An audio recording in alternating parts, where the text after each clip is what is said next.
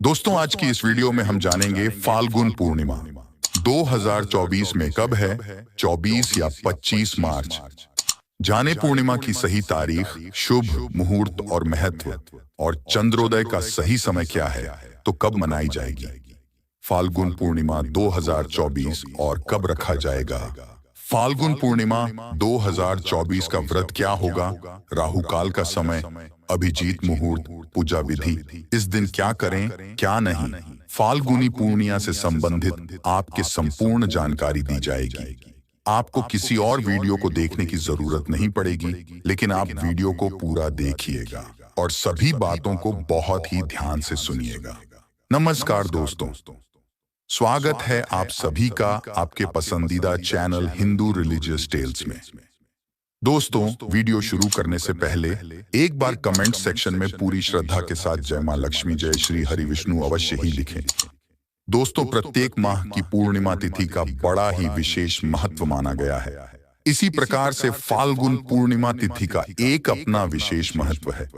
पूर्णिमा तिथि हर महीने का आखिरी दिन होता है। पूर्णिमा तिथि के दिन गंगा स्नान करना, दान पुण्य का कार्य करना, भगवान विष्णु, माता लक्ष्मी, भगवान शिव का पूजन करना, इसका विशेष महत्व होता है। इस दिन व्रत रखकर स्नान, दान और भगवान श्री सत्यनारायण की पूजा करने और सत्यनारायण व्रत रखने का भी विधान है। वही फाल्गुन पूर्णिमा के दिन, जो कि होलिका दहन किया जाता है, फाल्गुन पूर्णिमा के दिन और भी अन्य प्रकार के व्रत भी धारण किए जाते हैं, जैसे कि फाल्गुनी पूर्णिमा व्रत, पूर्णिमा फाल्गुनी, पूर्वा फाल्गुनी, अशोक व्रत, लक्ष्मी नारायण व्रत, गुरु पृथक क्षेत्रीय व्रत और होलिका दहन।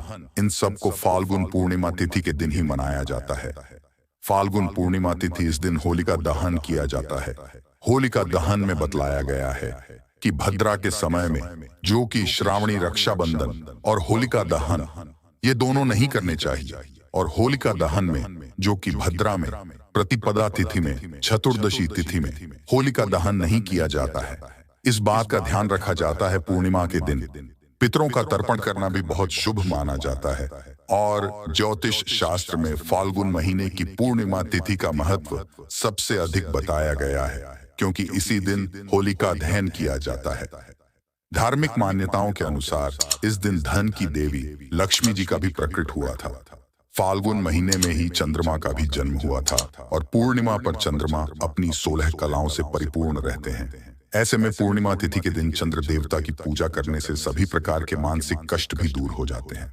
चलिए आपको बताते हैं साल 2024 में फाल्गुन पूर्णिमा की तिथि और शुभ मुहूर्त क्या रहेगा, व्रत और स्नान दान किस दिन किया जाएगा, और साल का पहला चंद्र ग्रहण भी इस बार फाल्गुन पूर्णिमा को लगने जा रहा है। तो ऐसे में ये चंद्र ग्रहण कब से कब तक रहेगा, यह भी आज की इस वीडियो में आपको बताते हैं। लेकिन दोस्तों, वीडियो को लाइक अवश्य कर दें, क्योंकि आपका एक लाइक हमारा मनोबल बढ़ाता है।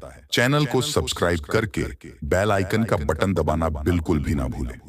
दोस्तों, इस बार पूर्णिमा तिथि प्रारंभ होगी 24 मार्च रविवार की सुबह 9:56 से और समाप्त होगी 25 मार्च सोमवार की दोपहर 12:30 पर। जब भी पूर्णिमा तिथि 2 दिन तक रहती है, तो ऐसे में व्रत उस दिन रखना चाहिए जिस दिन रात को चंद्रोदय के समय पूर्णिमा तिथि भी विद्यमान हो। ऐसे में पूर्णिमा तिथि का व्रत रखा जाएगा 24 मार्च रविवार को, और इसी दिन होलिका दहन भी किया जाएगा।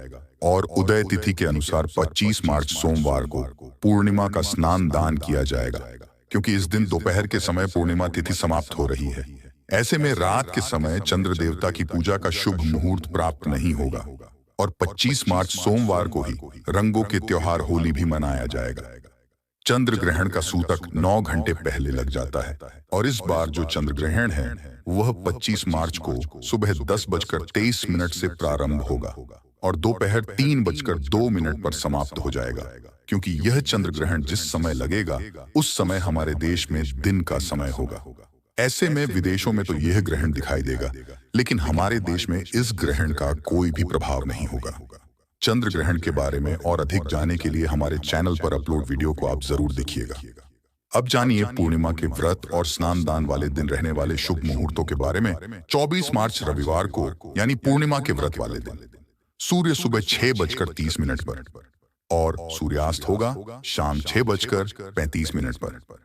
इस दिन ब्रह्म मुहूर्त का समय सुबह 4:54 से 5:42 तक रहेगा और अभिजीत मुहूर्त चौकी दोपहर 12:08 से 12:57 तक रहेगा। इस मुहूर्त में श्री सत्यनारायण भगवान की पूजा करने या कथा करने से बहुत पुण्य मिलता है।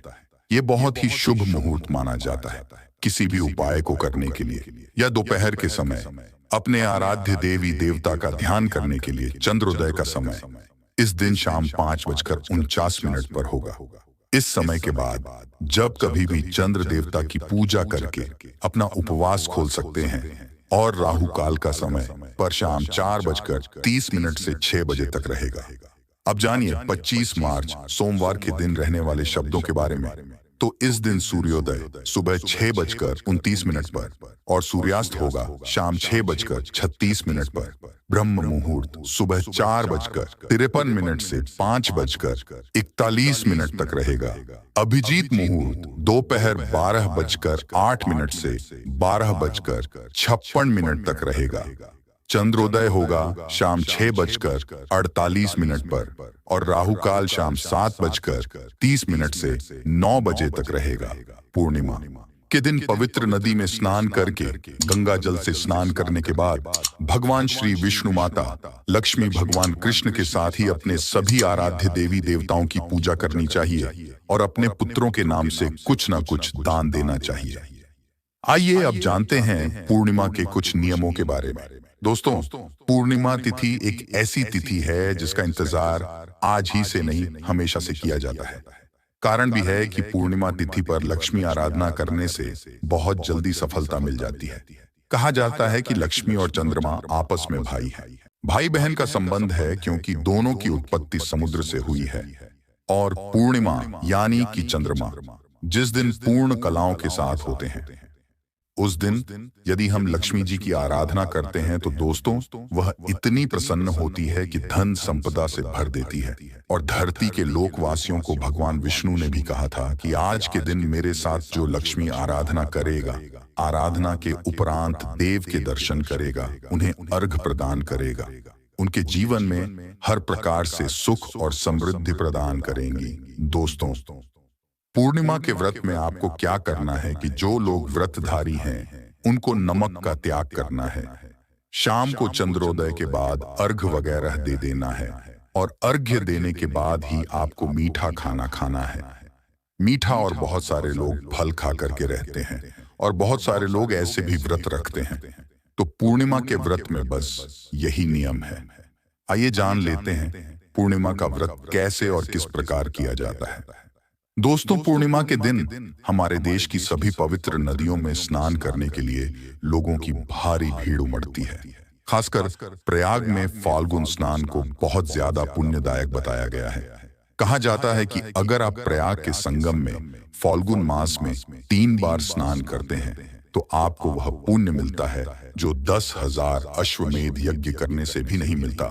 तो आपको बताते हैं, मान्यता है कि फाल्गुन पूर्णिमा के दिन सभी देवी देवता पृथ्वी लोक पर आते हैं और भ्रमण करते हैं। इसलिए आज के दिन पवित्र नदी में स्नान अवश्य करना चाहिए। अगर ऐसा करना संभव न हो तो नहाने के पानी में ही गंगा जल मिलाकर और मां गंगा का ध्यान करके आपको इस जल से स्नान करके सूर्य देवता को अर्घ देना चाहिए। आज के दिन जितनी भी गृहिणियां हैं अपने घर की सफाई झाड़ू खुद ही करेगी और नहीं कर सकते तो आप मेड के आने से पहले घर की दहलीज और मंदिर की साफ सफाई खुद कर ले। ये बताने की आवश्यकता नहीं है, आपको करना जरूरी है। ध्यान रखें, ये सारे काम करके नहा लीजिए। नहा करके और आप अपने घर के मेन द्वार पर स्वास्तिक बना लीजिए। उसके बाद आप अपने घर में साधारण पूजा पाठ करते हैं। भगवान विष्णु माता लक्ष्मी जी की वो पूजा आप लोग जरूर कर लीजिएगा। भगवान विष्णु और माता लक्ष्मी की पूजा यदि पूर्णिमा के दिन होती है तो साक्षात मां लक्ष्मी का वास होता है। एक बात बता दूं, आपको बहुत पुरानी है लेकिन बहुत ज्यादा जरूरी है कि जिन घरों में पूर्णिमा के दिन एक छोटा सा हवन होता है, कुछ भी मत करिए, कोई कथा कोई पूजन मत करिए, लेकिन केवल आप छोटा सा हवन हो तो उस घर में कभी दरिद्रता प्रवेश नहीं करती है। कितनी भी दरिद्रता हो, पूर्णिमा को यह आप लोग अवश्य करिएगा। छोटा सा यदि संभव हो तो हवन नहीं कर पाए, कोई बात नहीं, इसके लिए भी बहुत सारे नियम बता देता हूं आपको। क्या करना है कि भगवान विष्णु जी, माता लक्ष्मी जी की पूजा आप लोग बहुत अच्छी तरह से कर लीजिएगा। फूल, अक्षत इत्यादि लगाकर, और कलयुग में संकट टालने वाला सत्यनारायण व्रत होता है। दोस्तों, सत्यनारायण की कथा, सत्यनारायण भगवान का व्रत, ये सभी संकट को दूर करता है, दुविधा को दूर करता है। इसीलिए दोस्तों, सत्यनारायण कथा का ब्राह्मण के मुख्य श्रवण करना, यह कथा और भी अधिक फायदेमंद होता है। और मैं तो दावे के साथ पहली बार नहीं, बहुत बार कह चुका हूं कि 5 पूर्णिमा कर लीजिए। मनोकामनाएं पूर्ण ना हो तो आप बोलना। जब शंख की आवाज आए, दिल में भगवान विष्णु को याद करें और आप भगवान से मांग करके देखें, हर मनोकामना पूर्ण होती है। और एक बात दोस्तों, यदि आप कथा कर लेते हैं तो बहुत अच्छी बात है। अगर आप नहीं कर सकते तो कहीं से भी सुन लीजिएगा, और नहीं तो एक कथा की पुस्तक आप अपने पास जरूर रखा करिए। तो यह काम आप सभी को जरूर कर लेना है। आज के दिन ध्यान रखें, अपने घर की सफाई जरूरी है, विशेषकर मुख्य द्वार की सफाई जरूरी है। और क्या करना है तो आज खीर अपने घर में जरूर बनाएं।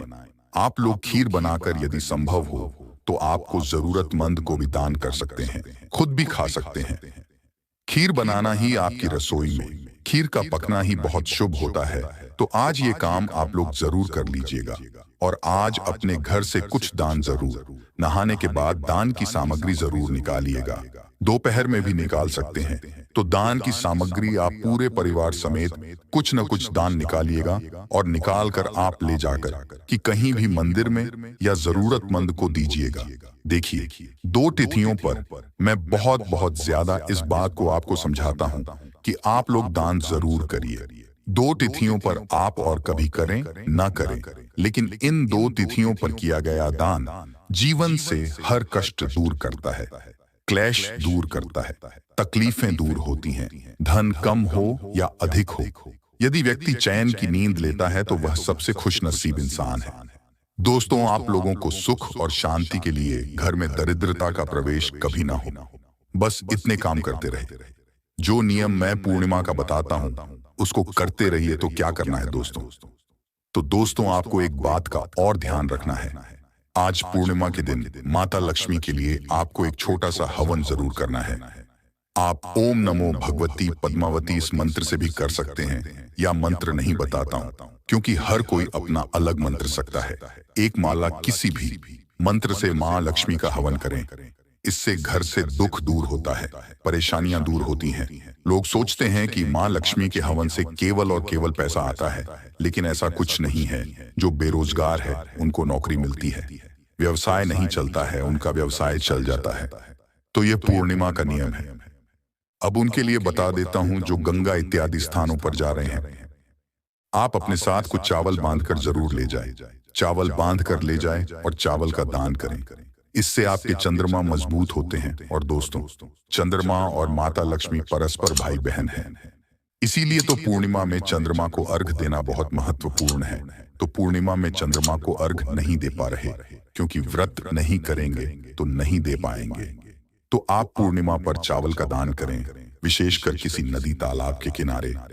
यदि हम चावल का दान करते हैं तो हमारे जीवन से दुखों का नाश होने लगता है, धन संबंधी दिक्कतें दूर होती हैं और हमारे सभी मनोकामनाओं की पूर्ति होती है। जिन लोगों की मां से नहीं बनती है या फिर इस तरह की दिक्कतें आती रहती हैं, वह लोग भी पूर्णिमा पर चावल, दूध, चीनी आदि का दान करें। मानसिक समस्याओं से मुक्ति मिल जाएगी। बहुत सारे बच्चों को जो कि कम उम्र के हैं और मन बहुत ज्यादा चंचल है, तो उनकी मां पूर्णिमा का व्रत कर सकती है।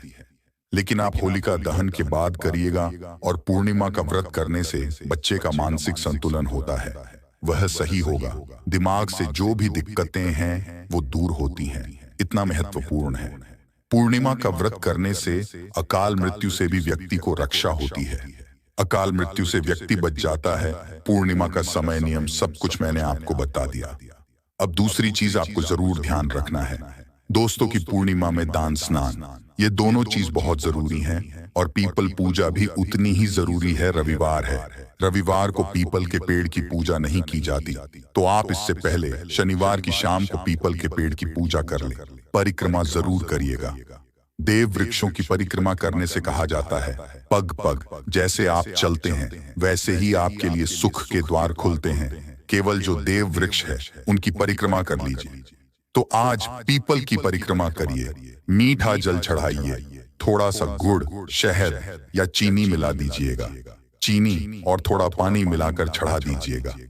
आज के दिन जिनके ऊपर शनि की 7.5 ढैया है, वो लोग अपनी ढैया 7.5 से मुक्ति के लिए आज पीपल के नीचे खड़े होकर के 3 बार हनुमान चालीसा का पाठ करेंगे। आप लोग 3 बार हनुमान चालीसा का पाठ करें और कोशिश करें कि पीपल को स्पर्श करते हुए आप हनुमान चालीसा का पाठ करें। ये बहुत चमत्कारी उपाय है, इसे हर कोई भी आप कर सकते हैं। ये अद्भुत उपाय है जिससे कि शनि संबंधी से कष्ट से समस्याओं से मुक्त हो सकते हैं। तो दोस्तों, आज के लिए बस इतना ही। उम्मीद करता हूं आपको वीडियो पसंद आया तो लाइक करके हिंदू रिलीजियस टेल्स चैनल को सब्सक्राइब अवश्य कर दें। मिलते हैं अपने अगले वीडियो में, तब तक के लिए नमस्कार। जय श्री राम। हर हर हर महादेव।